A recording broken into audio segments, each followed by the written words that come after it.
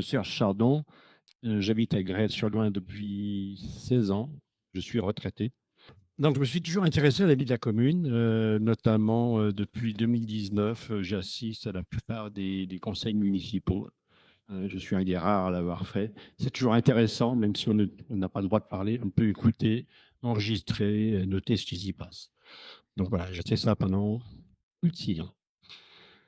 Le compte administratif du 2025 est clôturé, il sera voté prochainement, je crois que c'est mardi. Le budget 2026 ne sera pas voté par la municipalité existante, il sera voté par la prochaine municipalité. Il faut que ce soit fait avant mi-avril, voire un peu plus tard, les années où il y a des élections. Nous avons donc travaillé sur les résultats de 2024, parce que 2025 n'était pas officiel. Et voilà donc comment ça se fait partie, les grands chiffres, les grandes parties. Deux grandes parties, donc le fonctionnement et l'investissement. Pour le fonctionnement, les recettes sont d'environ, je regarde mon papier parce qu'il y a des chiffres, les recettes sont d'environ 1 860 000 euros. Elles sont stables, voire en légère diminution. Elles proviennent essentiellement des impôts, des taxes, donc impôts locaux, pour 1 400 000 euros. Les dépenses sont d'environ 1 770 000 euros. Elles sont en augmentation légère. Le premier poste de ces dépenses, c'est la masse salariale et les charges, qui représentent environ 1 million d'euros. On ne peut pas toucher cette partie puisque ce sont des salariés.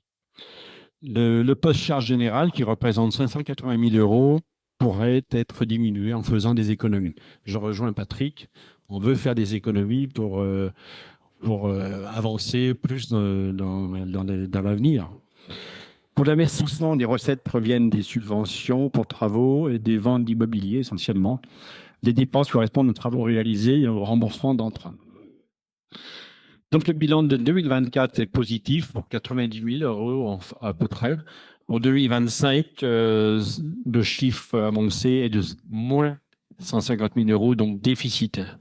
Ce déficit peut être expliqué parce qu'en fait, il était prévu de vendre la maison aux 2 rue Victor Hugo, la maison des médecins, qui devait se faire en 2024, qui n'a pas pu se faire. Donc, je crois que le compromis est signé.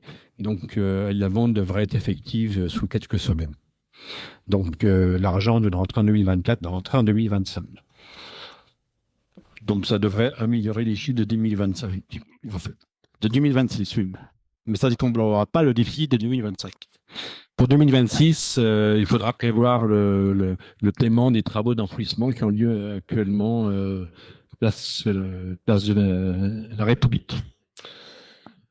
Aujourd'hui, la dette totale de la commune s'élève à environ à 450 000 euros.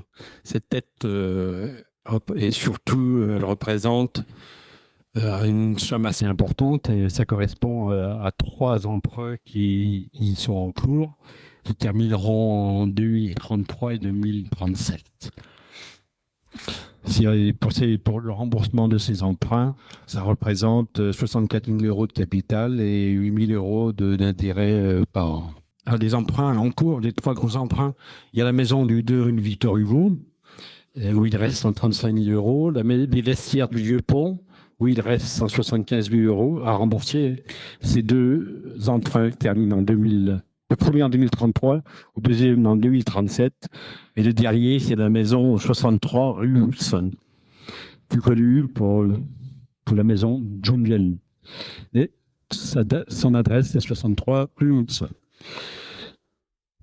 Dès l'élection de la nouvelle municipalité, notre premier travail sera d'étudier les comptes de la commune, de chercher des économies, sans toutefois négliger les dépenses nécessaires pour le bien des Grésois. Nous voulons que notre première année de mandat soit synonyme de retour à l'équilibre. Merci.